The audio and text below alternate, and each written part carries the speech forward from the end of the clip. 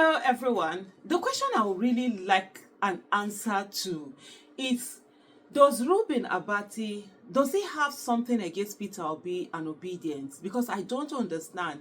You know, when it seems as if when Reuben Abati is speaking about either Peter Obi or OBIdients, there's this venom that comes out of him. He's, even when there's really nothing, he's either making snide remarks, he's putting one thing or the other, he's trying to bring, you know, Peter Obi down or the OBIdients. That there's always something about him that is really always off. And then you see him, he's like at his elements when he's using some very derogatory terms to either describe Peter Obi or describing, or mostly describing OBIdients and, you know, stuff like that. And then he has these snide remarks about him and stuff and a whole lot of things. I don't get it. Is there any one of you that actually does get something? Please just watch this video. You said Mr. Peter Obi is sponsoring a mob of reckless people who are defaming people, attacking people, bullying people, threatening people on social media and everywhere. A headless mob of bullies. Are you referring to the OBIdients? And I would like you to comment further on that characterization of this mob that you say Peter Obi is sponsoring, and now that mob poses a threat to the administration and to society. You know, yes, I have been threatened by those who, even in the messages, profess loyalty to Peter Obi, who has said to me directly that, you know, this, what you've said, you know, we believe constitutes a threat to Peter Obi's life. Even when I put out information initially, before my statement yesterday, on the APC handle, you know, providing the verbatim translation or transcription of what I said, I put that out and with a clip, relevant clip, so that you can listen and read. That has not persuaded them to get, you know, an enlightened perspective of that conversation. Now, yes, these are people who profess loyalty to Peter Obi. Now, if I have followers who go around threatening, you know, Felix Morka or anyone else for that matter, I would, you know, call them to order and say, look, you know, hey, this is not necessary. I will, you know, speak even when I feel like this individual has said something I don't appreciate. I would still say to them, do not do this. But, you know, so far, Peter Obi was quick to, you know, claim that my words threatened his life and that of his family falsely, according to me. However, up until now, even though I have said publicly that these followers of his are threatening my life and that of my family, I have not seen anything by way of a reprimand or a call for, you know, for stay. It will not be too much for you to expect that Peter Obi can talk to a movement over which he has no control. They seem to have a mind of their own. I mean, just help me understand it. Where is that coming from? That whole, you could see him as if he's in his elements, describing, you know, this vicious, whatever he thinks he's describing. You could see him feeling himself and the words. It's almost as if what do they call this thing? The veins on his neck stand up anytime that he's talking about, you know, OBIdients and stuff like that. And it's no longer even just subtle, it's just constantly happening. You see him doing the same thing all over again. And then when there was a particular video I was watching, he was so uncomfortable when someone was taking on, you know, Felix Morka, and a lady was there taking him on. Just take a look at this video. And that's my point.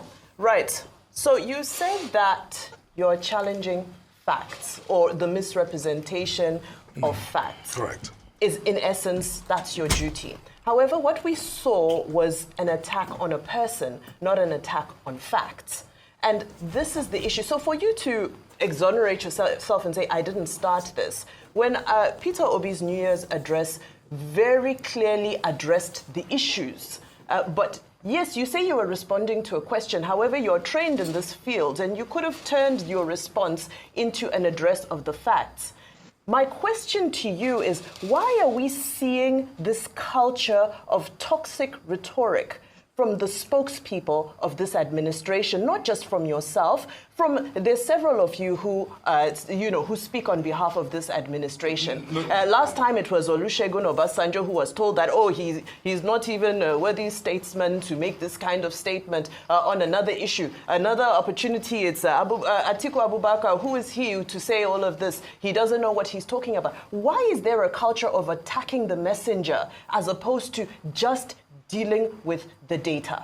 No, I think you're getting this slightly wrong, if I must say. Now, if you read my statement, in short, I'm just speechless, and I just loved what the lady did. Just putting the facts on, but you could clearly see that, Reuben Abati's body language, he was so uncomfortable. Or is it that he feels that, he doesn't want a situation whereby, what's the word I'm looking for? Now they will not invite him. He said that you people are privileged. That the former governor of Lagos State, Bola Ahmed Tinubu, decided to have a media chat. He was there, so he felt privileged. Maybe he's feeling that so that next time they will invite him again. A place at the table is always what some people are always gearing for. Irrespective. And so because I don't get it, you could see how uncomfortable he was. During that when the lady, the other journalist was questioning this guy over what he has done, which is like, you were not focused on the fact. Is there anything that Peter Obi has said in his New Year message that was not focused on what is happening, on facts and figures, and he even brought solution?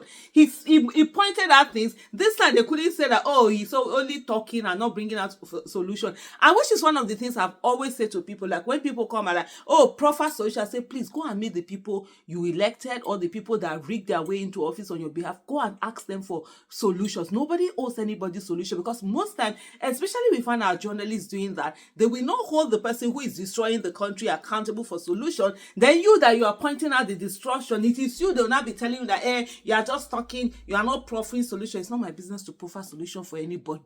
The person who is still on our mandate, where they destroy on our life, me wanna ask them, me proffer solution. But anyway, he didn't have to obey. If you really look at that video, you could see how uncomfortable Reuben Abati, seemed to be. There is something that someone else had said, which I didn't notice before.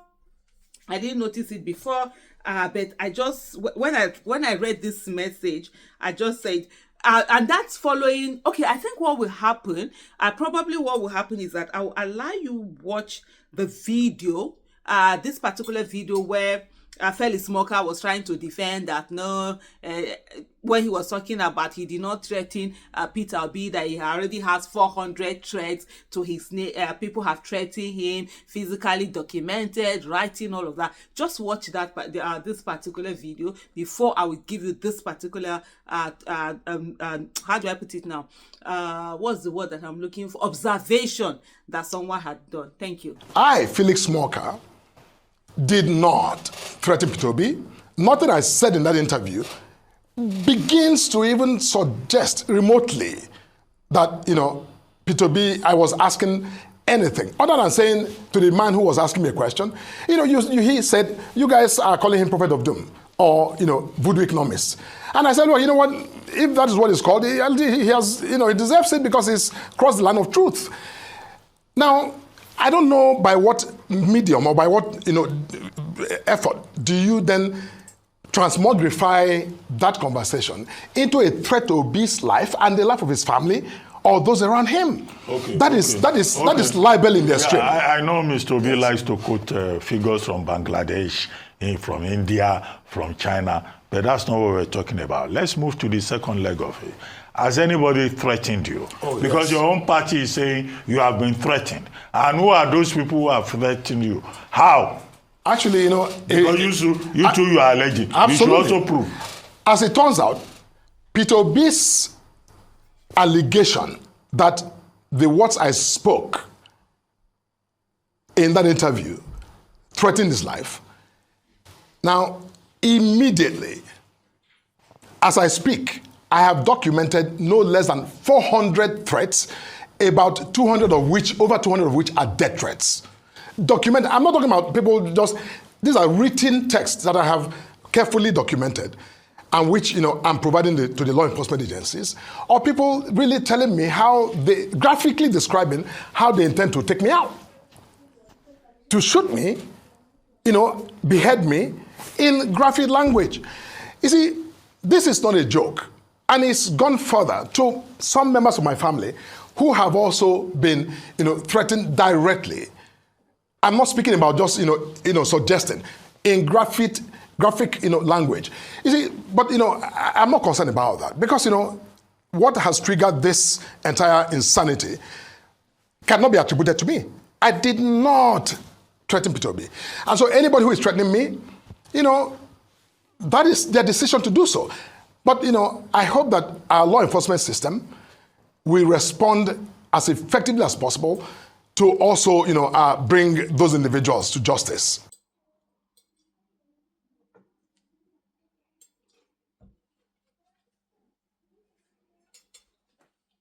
So this is the observation from Obiasogu David. On Twitter, he's known as AfriSagacity. And he says, 1, there is no 400 threats anywhere. Morka merely concocted those figures out of wild imagination and self-delusion. 2, Reuben Abati was mischievous by saying that Peter Obi quotes figures from Bangladesh and China. He subtly amplified the mocking and the jeers from APC supporters. 3rd, that Arise TV hurriedly brought Morka back amidst the backlash and removed Rufai Oseni from the crew to interview him after Rufai called him out makes them suspect. Are they now fully pro-Tinubu? Even watching this thing, because for one of the things I have, I really need to correct is that I don't watch news. I hardly watch this news. I'll read, like now when I do this, my talk, so I'm forced to read from newspapers and all of that. Sitting down to listen to news, I actually don't do that. So I don't even understand the setting, and I didn't make that connection. But from what he said, actually, if you look at it, Rufai Oseni was not on that show. But this lady, the lady that took him on, oh yeah, she did a very good job. She was just focused, very professional, at saying, let's talk about the issue.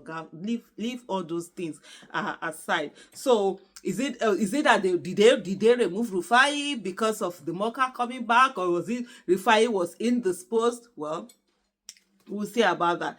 Nigeria, and then he continues, he said, Nigeria is tilting towards an authoritarian state. All state actors, institutions, and now the media bow to one man. We need to recapture Nigeria, push for the electoral reform now. Indeed, we need to capture back Nigeria. A lot of institutions, they literally be gone. Even the media has been taken a long time ago. It's just what you see is that some journalists who have refused to be cowed in the face of all that is going on from the authoritarianism that is coming, from the state. They're still staying on. That's why you have some of them, keep talking. But the question I ask, what's this beef? What was it? What does Reuben Abati have against Peter Obi and OBIdients? I beg you, help me answer.